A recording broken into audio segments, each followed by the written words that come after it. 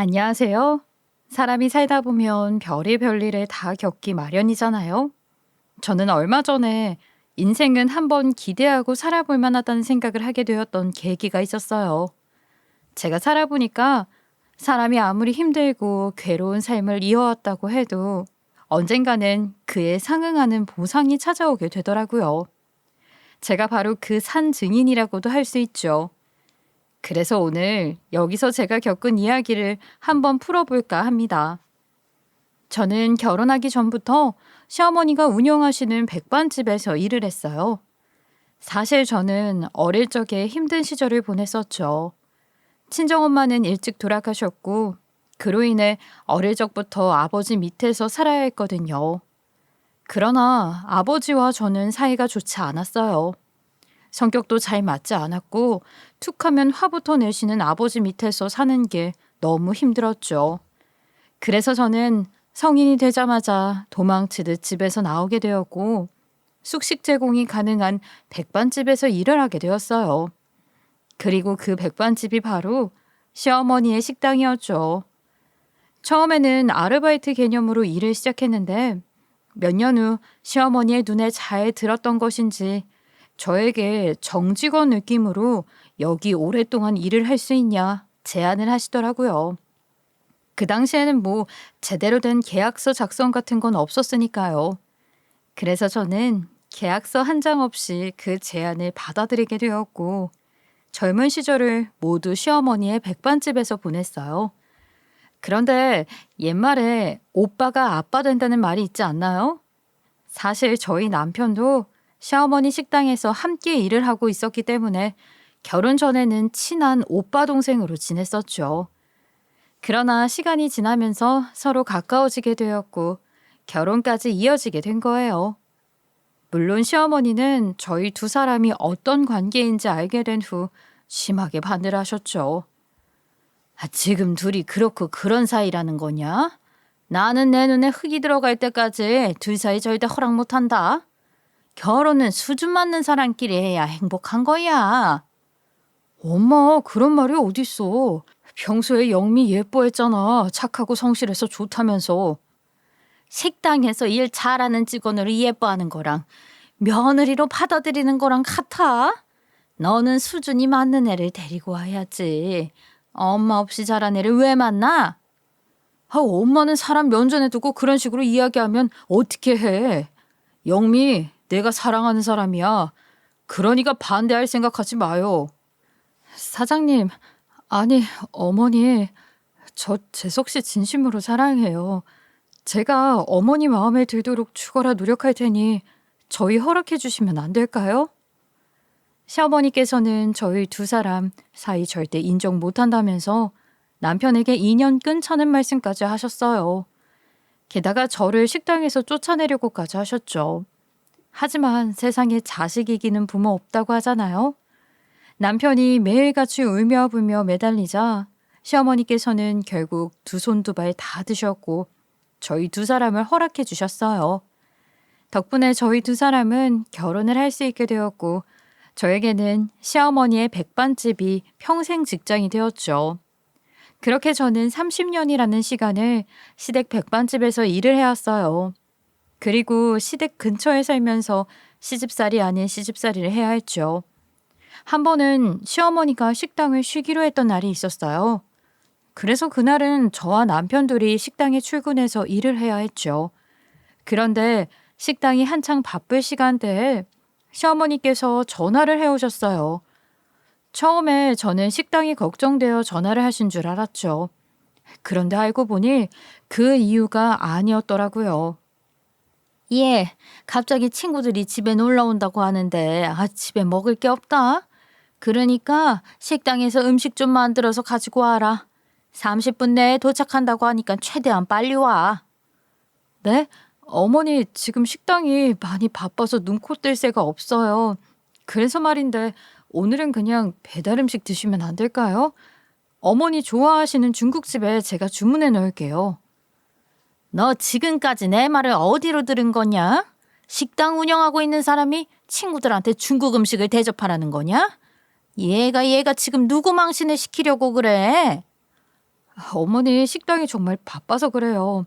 남편도 저도 서빙에 음식까지 만들으라 정신이 없는데 어떻게 음식 배달까지 해요?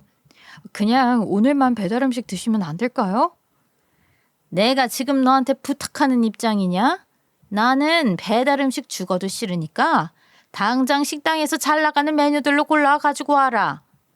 시어머니는 식당이 바쁜 시간인 것을 뻔히 알고 있음에도 전혀 신경을 쓰지 않았고 무조건 음식 배달을 해달라고 했어요. 저는 하는 수 없이 시어머니 말씀대로 식당에서 가장 잘 나가는 음식들 몇 개를 만들어서 택시를 타고 배달을 해드렸죠. 그런데 시어머니는 저에게 고맙다는 말 한마디 하지 않더라고요. 그런데 문제는 시어머니의 시집살이가 이게 끝이 아니었다는 거예요. 한 번은 서방님 부부가 오랜만에 시댁에 왔을 때였어요. 서방님 부부는 일 때문에 제주도에 살고 계시다 보니 시댁에 자주 오시는 편은 아니었거든요. 그래서인지 시어머니께서는 서방님 부부가 오시기 일주일 전부터 저를 괴롭히며 이것저것 준비를 시키셨죠. 그렇게 시간은 흘러 약속된 날이 찾아왔고 예정대로 서방님 부부는 시댁에 찾아왔어요. 그런데 시어머니께서는 동서가 시댁에 들어선 순간부터 저와 자꾸 비교를 하시는 거예요. 사실 동서 친정이 과수원을 크게 하고 계셔서 시어머니께서 결혼 전부터 엄청 좋아하셨거든요. 아이고, 우리 예쁜이 왔어. 집에 오면서 뭘 그렇게 가지고 왔어? 빈손으로 와도 괜찮다니까. 그나저나 사돈은 잘 계시지?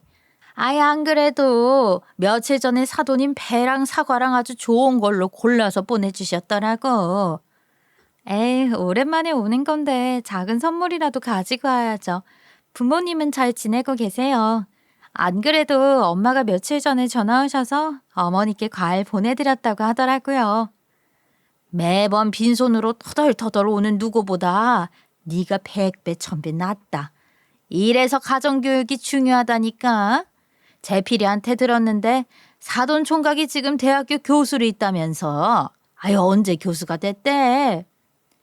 예, 저희 오빠가 얼마 전에 대학교의 교수로 채용이 됐어요. 그래서 저희 집은 지금 축제 분위기예요. 엄마는 오빠가 빨리 장가만 가면 소원이 없겠다 하시더라고요.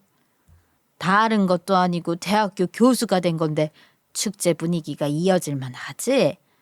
역시 교육 잘 받고 자란 집안에서는 대학교 교수도 나오는구나.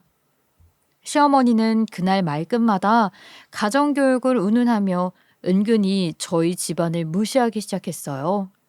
심지어 엄마 없이 자라서 제가 이꼬라지를 하고 있다면서 대놓고 이야기하기도 했어요.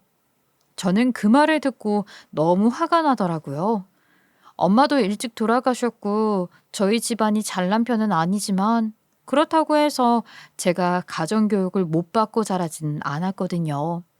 그래서 저는 시어머니 앞에서 확실하게 제 생각을 이야기했죠. 엄마가 없긴 하지만 고모가 엄마처럼 신경 많이 써주셨고 가정교육을 안 받고 자라지는 않았다면서요.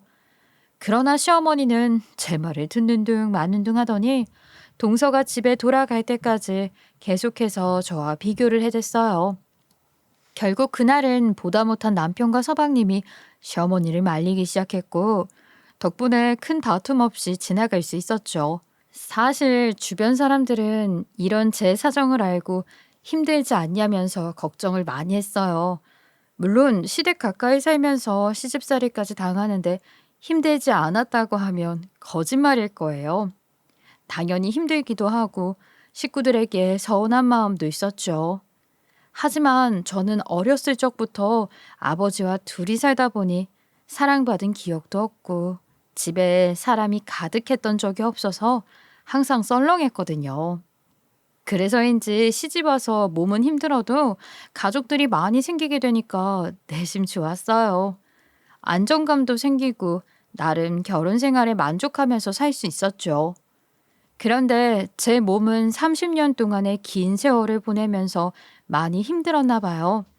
몇 년 전부터 이상하게 목이 자꾸 마르고 살이 쭉쭉 빠지는 거예요. 처음에는 시댁 일에 식당 일까지 하면서 많이 힘들었나 보다 하고 단순하게 생각했죠. 사실 시댁 식당이 장사가 잘 되는 편이라서 엄청 넓고 정신없이 바쁘거든요. 원래 사람이 피곤하고 힘든 일을 하게 되면 살부터 빠지게 되잖아요. 그래서 저도 그런 이유로 살이 빠지나 보다 생각했죠.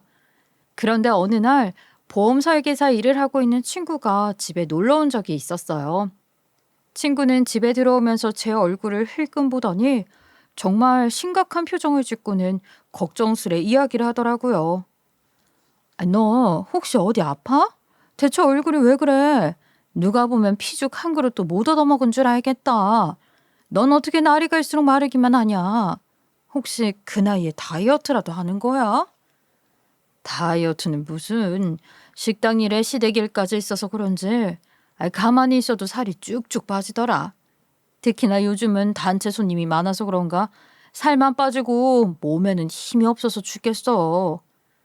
다이어트도 안 하는 상황에 그렇게 살이 빠지는 거면 문제가 있는 건데? 혹시 모르니까 시간 날 때 병원에 가서 검사 좀 해봐. 우리 나이에는 몸 간수 진짜 잘해야 돼. 아니, 어디 아픈 것도 아닌데 살 좀 빠진 걸로 병원 찾아가면 사람들이 웃어 얘. 살 좀 빠진 게 뭐 대수라고 병원에 가서 검사를 받아. 아니, 말이 되는 소리를 좀 해라. 그냥 하는 말이 아니라 거울 앞에서 서서 네 얼굴 좀 봐봐. 너 진짜 심각해. 몸에 뼈만 남았는데 대수롭지 않게 생각하면서 그냥 넘어가면 어떡해. 아유, 살은 좀 빠지긴 했어도 어디 아프거나 한 게 아니잖아. 별일 아닐 테니까 너무 걱정하지 마셔. 내 몸은 내가 잘 알아. 아유, 네가 의사냐? 의사도 아니면서 네 몸이 아픈지 멀쩡한지 어떻게 알아? 내가 이 보험 일을 하면서 가장 무섭다고 느끼는 게 갑자기 이렇게 살이 빠지는 거야. 살이 급속도로 빠지게 되면 분명히 몸에 이상이 생겼다는 뜻이거든. 그러니까 시간 될 때 병원에 가서 검사 꼭 받아봐. 친구는 저에게 무조건 시간 내서 병원에 가보라고 했지만 저는 끝까지 대수롭지 않게 생각했죠. 그랬더니 친구는 정색을 하면서 사람 일 아무도 모르는 거라고. 나중에 큰 병 얻어서 후회하지 말고 무조건 병원에 가보라고 했어요. 그러면서 이 나이에 아프기라도 하면 고생은 자식들이 하게 되는 거라고 했죠. 결국 저는 친구의 걱정스러운 이야기에 혹시 모르니 검사를 받아보기로 했어요. 그런데 검사 결과는 정말 충격적이었죠. 의사 선생님께서는 검사 내용을 굉장히 심각하게 보시더니 조심스레 이야기를 시작하셨어요. 평소 목이 자주 마르고 최근에 살이 빠졌다고 하셨죠? 검사 결과를 확인해 보니까 아무래도 당뇨가 생긴 듯 합니다. 예? 선생님, 그게 무슨 말씀이세요? 당뇨라니요. 집안에 내력도 없는데 이렇게 갑자기 당뇨가 생길 수도 있나요? 게다가 제 나이는 이제 50이 넘었는데요. 무슨 병이든 내력이 없어도 생길 수 있습니다. 그리고 많은 분들이 착각을 하시는데 나이와는 상관이 없어요. 당뇨는 어린아이에게도 생길 수 있는 병입니다. 선생님, 그럼 앞으로는 어떻게 해야 하죠? 병원에 다니면서 약을 먹으면 완치도 가능할까요? 아휴, 안타깝게도 당뇨는 완치라는 개념이 없습니다. 물론 열심히 병원에 다니면서 관리를 하신다면 수치가 좋아져서 단약을 하실 수도 있겠죠. 하지만 대다수의 환자분들이 단약에 방심해서 관리를 하지 않아 상태가 나빠져 다시 약을 먹게 되거나 인슐린까지 사용하게 되는 경우가 많아요. 아이, 그럼 선생님 말씀은 제가 평생 병원에 내원해서 검사를 받고 약을 먹으면서 관리를 해야 한다는 말씀이신 거예요? 이게 그래도 다행인 것은 일찍 검사를 받으셔서 인슐린까지 맞을 단계는 아니네요. 대신 약은 드셔야 할 것 같고 꾸준히 식단 조절하면서 내원하며 관리하셔야 합니다. 의사 선생님께서는 저에게 당뇨를 일찍 발견한 것이 천만다행이라고 하셨죠.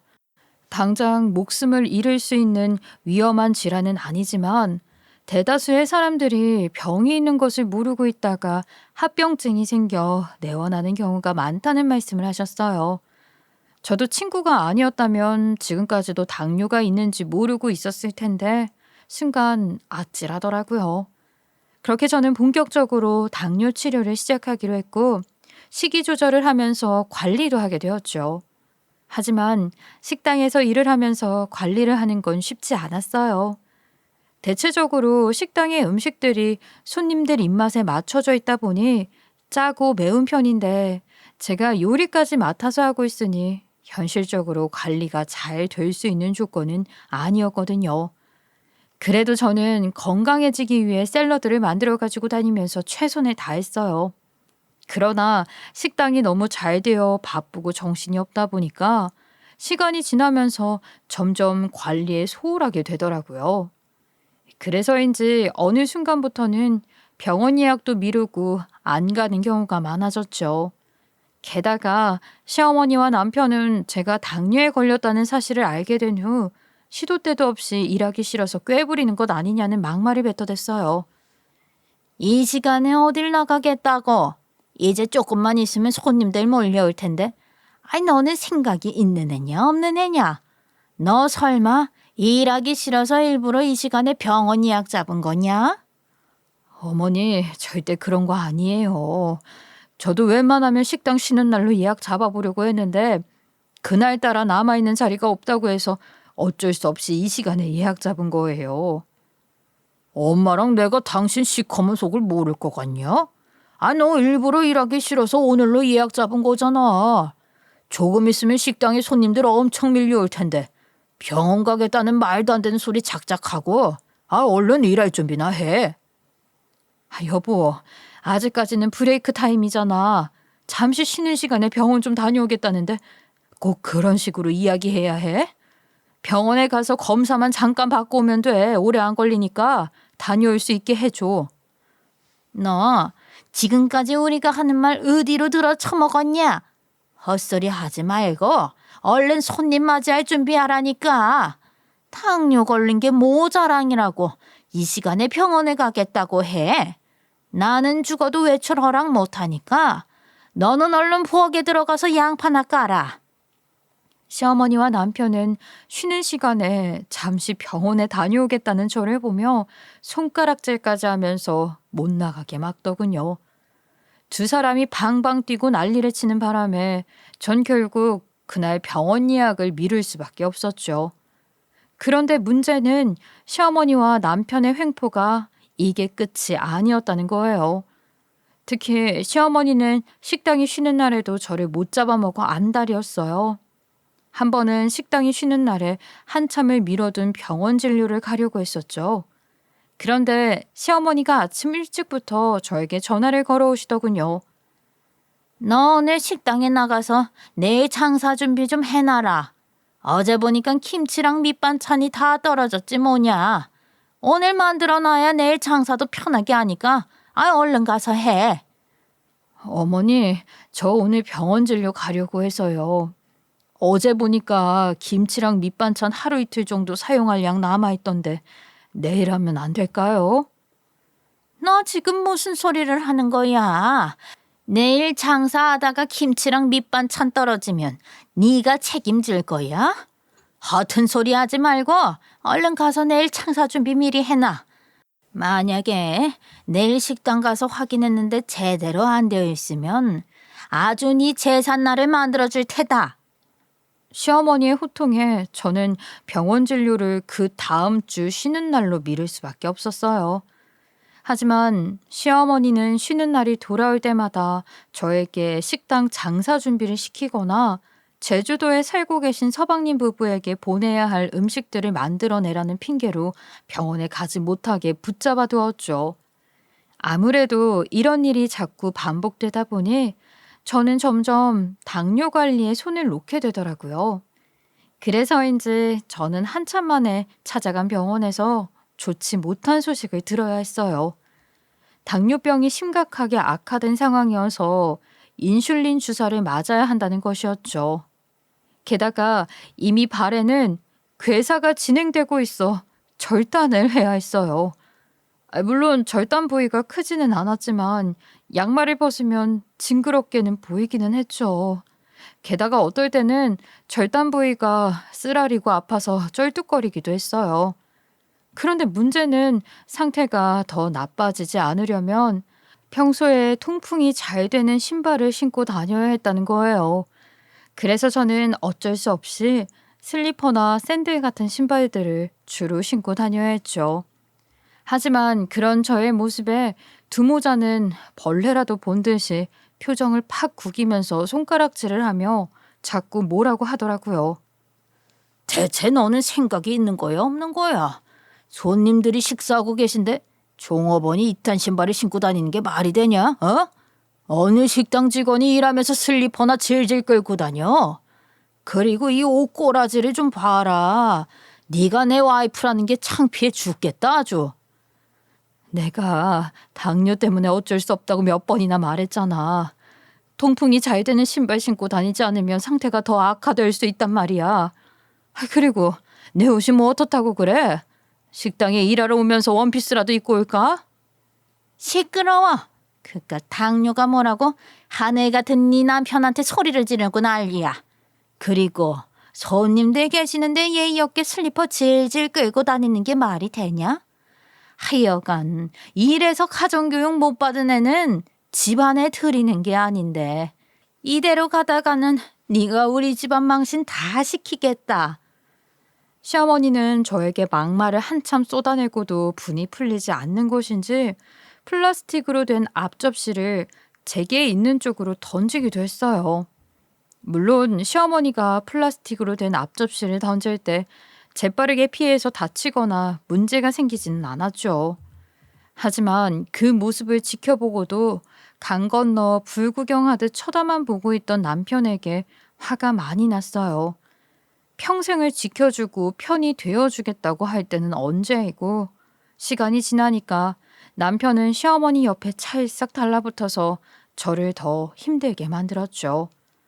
그런데 정말 어이가 없었던 것은 그날 저녁이었어요. 식당 영업시간이 종료되기 30분 전쯤에 뜬금없이 시어머니가 다가와서 남편과 함께 잠시 나갔다 오겠다고 하더라고요. 분명히 금방 온다고 말씀하셨는데 영업이 종료되고 뒷정리까지 마쳤는데도 두 사람은 식당에 나타날 생각을 하지 않았죠.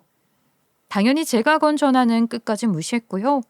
결국 저는 혼자서 뒷정리를 한 후 집으로 들어가게 되었고 얼마 지나지 않아 남편도 들어왔죠. 그런데 남편이 집에 들어오자마자 고기 냄새가 확 풍기는 거예요. 그래서 저는 두 사람이 저만 빼고 나가서 고기를 먹고 들어왔다는 것을 바로 눈치챌 수 있었죠. 당연히 저는 화가 머리끝까지 나게 되었고 남편에게 따지고 들기 시작했어요. 당신 지금 나가서 고기 먹고 들어온 거야?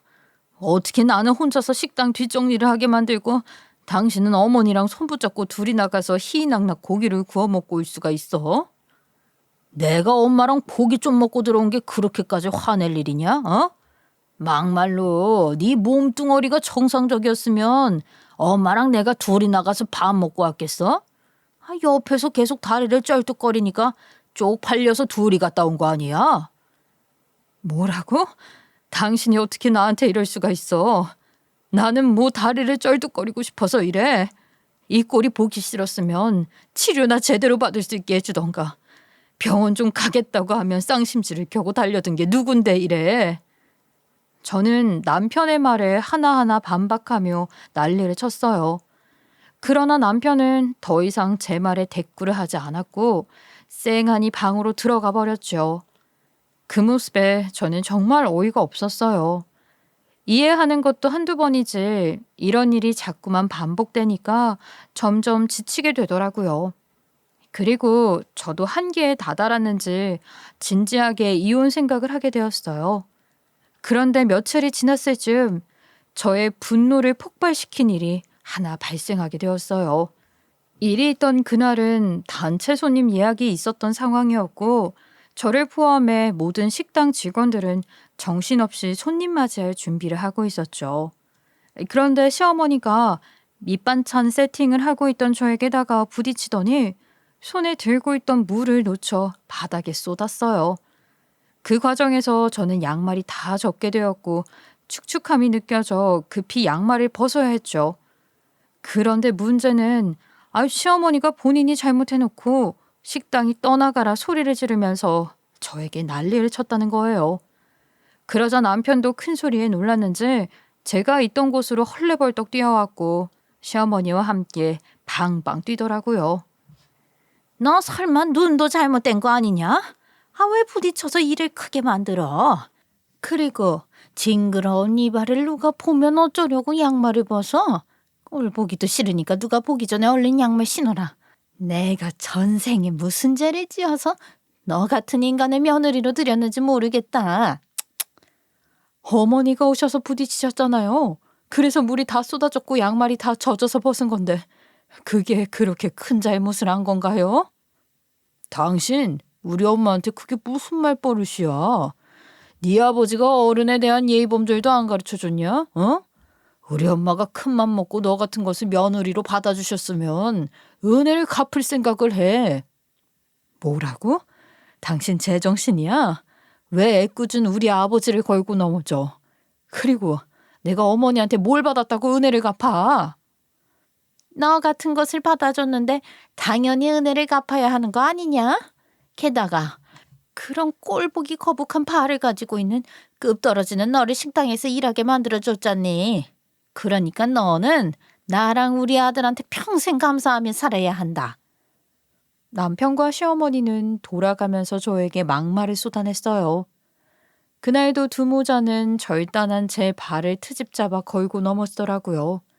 당연히 저는 정말 기가 막히고 어이가 없었죠. 이건 뭐 본인이 와서 부딪혀놓고 상대방에게 책임지라며 돈 달라는 꼴이잖아요. 전 더 이상 이런 불합리한 일에 가만히 있을 수가 없었죠. 그래서 그날은 눈에 힘 빡 주고 두 사람 말에 하나하나 반박하기 시작했어요.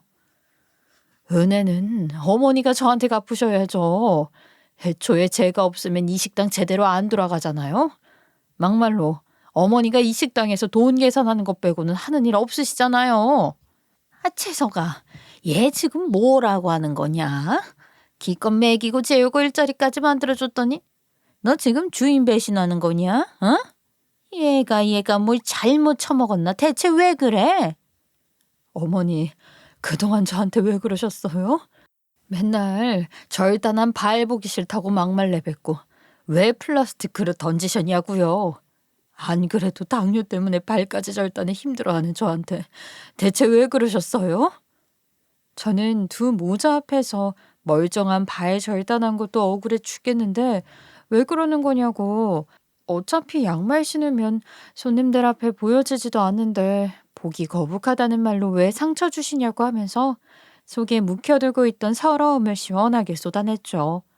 그러자 시어머니는 저를 보면서 개가 주인을 이딴 식으로 배신할 수 있는 거냐며 아주 쌩 난리를 치더군요. 남편 또한 저에게 제정신이냐면서 손가락질을 해댔어요. 그러나 제가 평소와는 다르게 말을 가리지 않고 다 쏟아내자 두 사람은 처음 있는 일에 약간 당황했는지 아주 잠깐 말을 더듬더라고요. 하지만 사람 어디 안 간다는 말이 있잖아요. 시어머니는 대놓고 따박따박 이야기하는 저에게 화가 났던 것인지 평소보다 더 심하게 막말을 내뱉더라고요. 지 몸 관리 하나 못해서 발 괴사 된 게 자랑이냐? 막말로 너만 억울한 거 아니다. 네 그 절단된 징그러운 발 때문에 나나 우리 아들이나 사람들 앞에서 항상 쪽팔림을 감수해야 했어. 뭐라고요? 애초에 어머니가 병원 갈 때마다 이것저것 핑계대면서 막아서지만 않았으면 제 발이 이렇게 될 일도 없었어요. 아니, 너는 그걸 왜 내 탓을 하고 있냐? 참나 기가 막혀서 말이 안 나오네. 그나저나, 저 흉측한 걸 어디에다 쓰는? 쓸모없는 거. 됐다. 너랑 더 이상 이런 일 만들고 싶지 않으니 그냥 우리 재석이랑 이혼하고 깔끔하게 갈라서라. 뭐라고요? 어머니가 대체 무슨 자격으로 이혼을 하라고 하세요? 이혼을 하더라도 제가 결정해요. 재석아, 원래 인생이 똥차 가면 새차 오는 거다. 쟤는 순순히 서류에 이혼 도장 찍을 것 같지 않으니 깔끔하게 그냥 버려버리자. 우리 아들이 얼른 이혼 통보해. 시어머니는 하다 남편을 조종해서 저희 부부를 억지로 이혼시키려고 했죠. 저는 다른 것은 몰라도 이혼 문제에 있어서는 남편이 시어머니를 설득할 것이라고 생각했어요. 그러나 마마보이 같은 남편은 시어머니의 명령 한마디에 곧장 저에게 이혼 통보를 하더라고요. 나도 매번 너랑 이런 일 겪는 게 이제는 지긋지긋하다. 우리 그냥 깔끔하게 이혼하자. 만약 당신이 합의 이혼 안 할 거면 나는 곧바로 소송 걸 테니까 그렇게 알아. 그러니까 서류 가지고 오면 얌전하게 도장 찍는 게 좋을걸? 어쩌지? 나도 이혼할 생각이 손톱만큼도 없는데. 내가 도장 찍어주면 당신이랑 어머니 좋은 일만 시키는 거잖아. 내가 또 그 꼴은 못 보지. 어디 한번 소송 걸어봐. 여자가 하늘 품으면 온열에도 서리가 내린다는 말 알지? 내가 이 말 아주 그대로 증명해 줄게. 무일푼인 네가 변호사 비용이나 제대로 부담할 수 있냐? 어? 너 100% 패소해. 그러니까 조용히 도장 찍어라. 시어머니와 남편은 이혼 통보를 하고 난 후 저를 식당에서 내쫓고 못 들어오게 했죠. 어떻게든 쫓겨나지 않으려고 안간힘을 써보았는데 두 사람이 동시에 저를 밀어내니까 힘도 제대로 써보지도 못하고 튕겨져 나가게 되더라고요. 결국 저는 무언가를 해보지도 못하고 식당에서 맨몸으로 쫓겨나게 되었어요. 그래서 일단 무작정 집 방향대로 걸을 수밖에 없었죠. 사실 저는 평소에 버스를 타고 식당에 출퇴근을 하는 편이었어요. 그러다 보니 집에 가기 위해서는 지갑이 있어야 했는데 당시 개인 물품을 챙길 새도 없이 맨몸으로 쫓겨난 상태였죠. 그래서 저는 수중에 돈도 한 푼도 없었어요. 덕분에 선택의 여지 없이 걸어서 집에 가야 했는데 이런 제가 너무 처량해서 눈물만 나오더라고요. 그렇게 저는 눈물 콧물 다 쏟으면서 길거리를 걸었죠. 그런데 그때 우연히 식당 단골 손님 한 분을 마주치게 되었어요. 단골 손님은 저를 한눈에 알아보셨고 눈물 범벅인 제 얼굴을 보더니 많이 놀라셨는지 눈이 2배로 커져서 말을 걸어왔죠. 영미 씨, 혹시 무슨 일 있으신 거예요? 한창 식당에서 일하고 계실 시간인데 왜 여기서 울고 있어요? 아니에요. 아무 일도 없어요. 바쁘실 텐데 제 걱정은 하지 마시고 가시던 길 가세요. 영미 씨가 이러고 있는데 제가 어떻게 그냥 가요? 무슨 일인지 그냥 털어놔요. 제가 도울 수 있는 일이라면 도울게요. 단골 손님은 저에게 무슨 일이 있는 거냐며 꼬치꼬치 깨묻기 시작했어요. 결국 저는 단골 손님의 질문에 모든 것을 털어놓을 수밖에 없었죠. 사실 다른 손님이었다고 한다면 저도 그냥 별일 없다고 하면서 끝까지 티를 내지 않았을 거예요. 하지만 그 단골 손님은 식당에 일주일 중 2번 이상을 오시고 동년배라 그런지 친구처럼 잘 지내고 있는 상황이었거든요. 그래서인지 저도 모르게 제 상황을 술술 털어놓게 되더라고요. 그분은 제 사정을 듣고 나서 깜짝 놀라더니 일단 물이라도 사오겠다면서 편의점으로 들어갔죠. 그렇게 그분은 생수 한 병을 사와서 저에게 건네주었어요. 아까 울어서 목도 많이 말랐을 텐데 물 좀 드세요. 그리고 갑작스러울 수도 있는데 영미 씨를 만나고 싶어 하는 분이 계세요. 오늘 혹시 저와 잠시 그분을 만나러 가실 수 있으세요? 예? 저를 만나고 싶어 하는 사람이요? 뜬금없이 그게 무슨...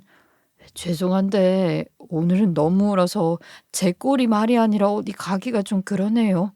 그분은 다음에 만나 뵙는 걸로 할게요. 저는 단골 손님의 이야기를 듣고 나서 당황스럽기도 하고 괜히 수상해 보여 거절을 하게 되었죠. 그러나 단골 손님은 제가 꼭 만나줘야 하는 사람이라면서 한 번만 같이 가주면 안 되겠냐며 저를 설득했어요. 결국 저는 무슨 일이 생기기야 하겠나 싶어서 단골 손님의 부탁을 들어주게 되었죠. 그렇게 단골 손님은 30분 거리에 위치하고 있는 어떤 식당으로 저를 안내했어요. 그런데 식당 안에 들어가 보니 시어머니와 동년배로 보이는 남자 한 명이 자리에 앉아 있는 거예요. 그리고 그분은 저의 얼굴을 보자마자 곧장 일어서서 마치 평소에 알고 지내는 사람을 만난 것처럼 반갑게 인사를 했죠. 그래서 저는 이게 대체 무슨 상황인가 싶었던 것 같아요. 일단 저는 그분과 단골 손님의 안내에 따라 자리에 앉았고 본격적으로 대화를 나누기 시작했죠. 갑자기 만나자고 해서 많이 놀랐죠. 아니 생전 한 번도 본 적 없는 사이인데 여기까지 와줘서 고마워요. 아닙니다. 오늘 바쁜 일도 없는데요. 그나저나 말씀하신 대로 저는 처음 뵙는 것 같은데 저를 무슨 일로 찾으신 건가요? 내가 누군지 궁금하죠. 따로 집에서 들었는지 아닌지는 모르겠지만 나는 재속이 압이 되는 사람이요. 그쪽 시엠이 되는 사람하고 오래전에 이혼을 했죠. 저는 앞에 계신 분인 시아버지라는 이야기를 듣자마자 깜짝 놀랄 수밖에 없었어요. 사실 시댁 식구들은 시아버지와 왕래가 전혀 없는 상황이에요. 남편과 서방님이 워낙 어릴 때 이혼을 하시기도 했고 시어머니에게 듣기로는 좋게 헤어지지 않았다고 하더라고요. 그래서 저는 남편과 사는 동안 시아버지를 만나뵐 일은 없겠다라는 생각을 하면서 살아왔죠. 그런데 시아버지께서 이렇게 가까운 곳에 계실 줄은 전혀 예상을 못했어요. 그래서 당황스럽기도 하고 어떤 반응을 보여야 하나 싶기도 했죠. 시아버지께서는 갑작스러운 상황에 놀란 저를 이해하신다면서 이게 어떻게 된 일인지 차근차근 설명을 해주셨어요. 이름이 영미라고 했죠. 비록 시엠이 되는 사람이랑은 갈라선 사이지만 그래도 내 며느리이기도 하니까 말을 좀 놓아도 될까요? 예. 아버님, 저는 괜찮으니까 편하게 말씀하세요. 그래, 영미야, 고맙다. 혹시 너는 나랑 네 시애미가 왜 이혼을 하게 된 것인지 알고 있니? 아니요, 아버님. 어머니께서 이혼을 하셨다는 것은 알고 있는데 정확한 사유는 전혀 들은 바가 없어요. 그래, 며느리한테 쉽게 털어놓을 만한 얘기는 아니지. 사실 네 남편은 내 친아들이 아니다. 네 시어미가 밖에서 네 남편을 만들어 놓고 나랑 결혼을 했어. 저는 예상치 못한 이야기에 깜짝 놀랄 수밖에 없었죠. 자세히 이야기를 들어보니까 시부모님은 남편이 뱃속에 있을 때 결혼을 하셨다고 했어요. 그때 당시 유전자 검사가 활성화되어 있지 않았기 때문에 시아버지는 오로지 시어머니의 말만 믿고 남편이 자신의 자식이라 생각하며 결혼을 했던 것이었어요. 하지만 서방님을 낳은 지 얼마 되지 않았을 때 시아버지는 시어머니가 다른 남자와 왕래를 하고 있다는 것을 알게 되었다고 했어요. 그런데 기가 막히게도 그 사람은 시아버지의 친구였다고 했죠. 게다가 두 사람이 이야기하는 것을 들어보니 남편의 친아버지가 바로 본인의 친구라고 했다는 거예요. 그 사실을 알게 된 후 시아버지는 배신감에 치를 떨어야 했고 본인의 친구와 다정하게 이야기를 나누고 있는 시어머니에게 다가가서 난리를 쳤다고 했어요. 그 결과 시부모님은 그날 크게 싸우게 되었고 그로 인해 이혼까지 이어지게 되었다고 했죠. 시아버지는 그 당시에 이혼을 하면서 시어머니가 가지고 있는 것도 다 빼앗아오고 단 한 푼도 넘겨주고 싶지 않았다고 했어요. 하지만 아무것도 모르는 자식들이 무슨 잘못이 있겠나 싶었다고 했죠. 애초에 남편은 5년 동안 자식으로 키워왔기에 정이 많이 들었고 서방님은 또 본인의 친아들이라 먹고 살 길은 만들어줘야 할 것 같다고 했어요. 그래서 시어머니와 합의하에 양육비를 주지 않는 대신 직접 운영하던 백반집 5개 중 1개를 넘겨주게 되었다고 했죠. 물론 시아버지는 시어머니의 욕심을 잘 알고 있었으니 혹시 모를 상황에 대비해 모든 사장의 권리를 넘겨준 것은 아니었다고 했어요. 그럼 아버님, 어머님한테 모든 사장의 권리를 넘겨준 게 아니라니 그게 무슨 말씀이세요? 그럼 어머니가 사장직위로 있는 게 아니라는 거예요? 그래, 쉽게 말해. 아니, 시애미는 운영하고 있는 식당의 바지 사장이야. 나랑 합의하에 매달 수익의 10%는 수수료로 줄 것이며 위법을 하지 않겠다는 조항이 들어간 계약서도 따로 썼어. 시아버지의 말씀에 의하면 시어머니가 계약서 조항을 하나라도 어길 시 기본 계약금의 10배를 보상하기로 되어 있다고 하셨죠. 그리고 시아버지는 시어머니의 성격을 너무나도 잘 알고 있어서 언젠가는 욕심 때문에 크게 돈 사고를 칠 것 같았다고 했어요.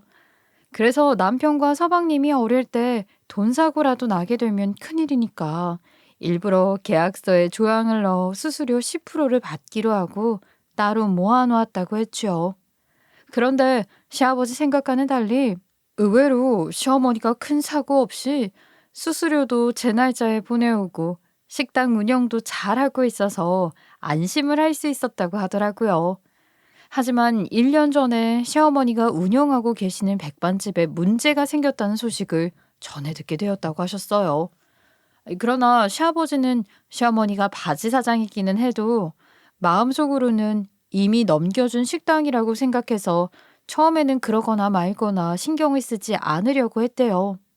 하지만 시아버지는 프랜차이즈 개념으로 같은 브랜드의 백반집을 운영하고 계시는 상황이었고 시어머니 식당의 이미지는 점점 나빠지고 있어서 도저히 안 되겠다 싶었다고 했죠.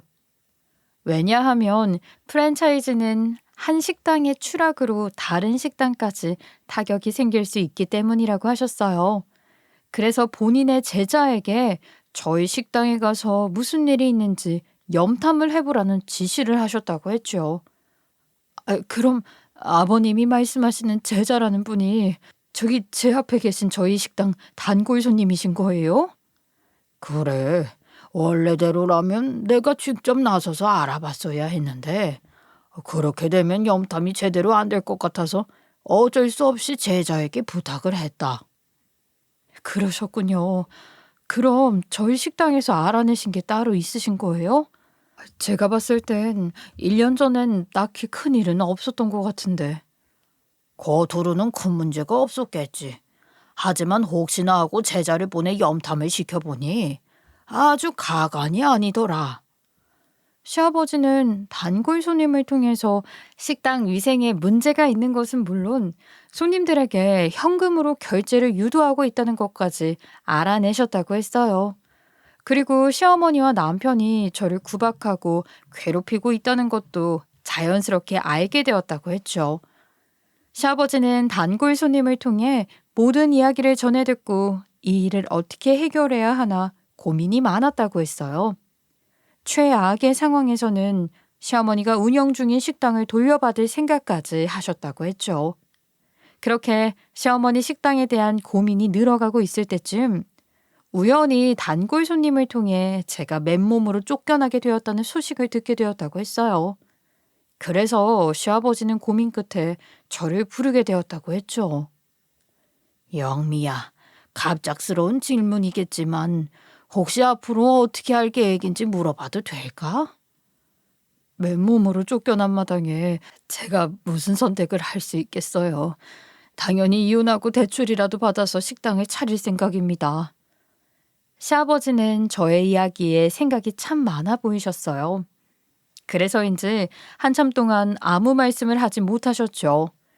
그러나 얼마 후 시아버지는 시어머니가 저렇게 비양심적으로 사는 것을 도저히 못 보겠다면서 저에게 도와줄 수 있겠냐고 물으시더라고요.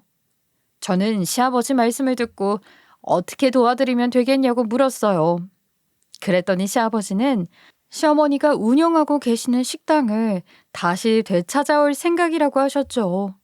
그러나 본인은 제자에게 이야기만 전해 들은 상황이라 가지고 있는 증거물이 하나도 없다면서 대신 구해줄 수 있겠냐고 물으셨어요. 그러면서 제가 증거물을 구해준다면 식당을 차리는데 투자를 하시겠다고 했죠. 저는 시아버지의 말씀을 듣고 나서 생각이 많아졌어요. 이미 쫓겨난 상황에서 증거물을 어떻게 찾아야 하나 라는 고민이 있었기 때문이었죠. 하지만 저는 이혼을 하더라도 두 모자에게 제대로 복수를 하고 싶더라고요. 그래서 계획도 없이 무작정 시아버지의 조건을 받아들이게 되었죠. 다음날 두 모자가 뭐라고 하든지 무작정 식당에 출근을 하게 되었어요. 당연히 예상대로 제가 식당에 나타나자 두 모자는 아주 난리가 났죠. 네가 뭔데 식당에 발을 붙여? 어? 너 이제 우리 식구도 아니고 식당 직원도 아니니까 당장 여기서 나가. 꼴도 보기 싫으니까 당장 사라지라고. 엄마 말 못 들었어? 네가 여기 들어와봐야 좋을 게 하나도 없어. 그러니까 이혼 도장 찍을 거 아니면 당장 나가. 제가 여기서 왜 나가야 하죠? 저는 이 식당의 정직원이나 마찬가지예요. 세월이 증명한다고요. 그러려면 해고를 하더라도 최소 한 달간의 여유는 줘야 하는 걸로 알고 있는데요. 만약 이게 지켜지지 않는다면 전 당장 노동청에 신고하러 가겠습니다. 저는 당장 식당에서 나가라며 문 밖으로 밀어내려고 하는 두 모자 앞에서 똑부러지게 이야기를 했어요. 그랬더니 두 모자는 제 입에서 노동청 소리까지 나올 줄은 몰랐는지 서로 눈치를 보다가 딱 한 달 기간을 주겠다면서 그 안에 나가라고 하더군요. 그러면서 집에는 오지 말고 식당에서 지내라는 말도 했죠.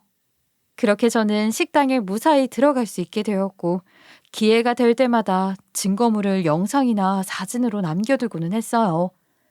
사실 이제 와서 하는 말이지만 시어머니는 몇 년 전부터 적자라는 명목하에 유통기한이 지난 음식들을 사용해왔고 상태가 좋지 않은 음식 재료들을 싸게 들여왔었죠. 그리고 저는 그 사실을 모두 알고 있었고 양심에 찔려서 시어머니에게 음식 위생만큼은 신경을 쓰면 안 되겠냐고 몇 번이나 건의를 했었어요. 물론 그럴 때마다 제가 신경 쓸 일이 아니라면서 매번 무시를 당했지만요. 그래서 항상 음식을 만들 때마다 양심이 무척이나 찔렸는데 이참에 잘 걸렸다는 생각이 들어 두 모자가 보지 않을 때마다 사소한 거라도 증거물을 최대한 많이 남겨두었죠. 그리고 현금 유도를 하고 있다는 증거물을 모으기 위해 전 화장실에 가거나 서빙을 하는 척 하면서 손님과 대화하는 내용을 모두 녹음해 두었어요. 이뿐만 아니라 저는 두 모자가 퇴근한 후 돈을 빼돌리고 있다는 확실한 증거물을 확보하기 위해 시도했죠. 사실 시어머니는 장부 2개를 가지고 있었고 항상 수익에 대한 장부를 2개로 나누어서 작성하셨죠. 물론 저는 장부를 왜 2개로 나누어서 작성하시는지 이해가 되지 않았어요. 그러나 시아버지의 말씀을 듣고 보니 아마도 돈을 빼돌리기 위해 가짜 장부와 진짜 장부로 나누어서 작성하신 듯 했죠. 그래서 저는 모두가 퇴근한 후 그 장부 2개를 찾으려고 식당 여기저기 뒤적거렸어요. 그렇게 며칠이 지나게 되었고 전 겨우 장부를 찾아내어 사진으로 증거물을 남길 수 있었죠. 이뿐만 아니라 진짜 장부와 함께 비교를 해볼 수 있도록 포스기 정산 내역도 추가로 뽑아 증거물로 남겨두었어요. 그렇게 2주일이라는 시간이 지나 저는 증거물을 모두 모을 수 있었고 시아버지에게 잘 전달해 드릴 수 있었죠. 그리고 저는 시아버지 말씀대로 시어머니에게 사표를 제출했어요. 제가 사표를 제출하자 두 모자는 아주 신이 난 듯 보였죠. 저 또한 앞으로의 일이 기대가 되어 저절로 웃음이 나더라고요. 그렇게 며칠이 지나게 되었고 저는 시아버지의 말씀대로 시어머니 식당을 식품위생법 위반으로 신고를 하게 되었어요. 시어머니는 위반 사실 확인을 위해 식당에 방문한 사람들에게 본인은 바지 사장이라면서 어떻게든 빠져나가 보려고 했던 것 같아요. 하지만 그렇다고 해도 결국 실질적인 식당 운영은 시어머니가 했기 때문에 영업 정지는 물론이고 큰 벌금까지 내야 했어요. 그리고 그때쯤 저는 시아버지와 함께 시어머니의 식당에 방문하게 되었죠. 시아버지는 두 모자에게 제가 전달한 증거물들을 내밀면서 화를 내셨어요. 아, 자네 나랑 합의 보고 계약서에 작성한 내용 기억하지? 알아보니까 식품위생법 위반에 현금 유도까지 했더라. 나는 계약서대로 할 테니 당장 식당 빼고 위약금 내놔. 아무리 계약서에 그렇게 적혀 있다고 해도 한때는 가족이었는데 진짜 너무한 거 아니야? 비록 내가 바지 사장이기는 해도 실질적으로 운영하고 유지해온 사람은 나야. 그런데 이제 와서 식당을 빼앗는 게 말이 돼? 절대 멋져. 이야기를 나눠보니 시어머니는 본인이 유리한 대로 상황에 따라 태도가 180도 돌변하더라고요.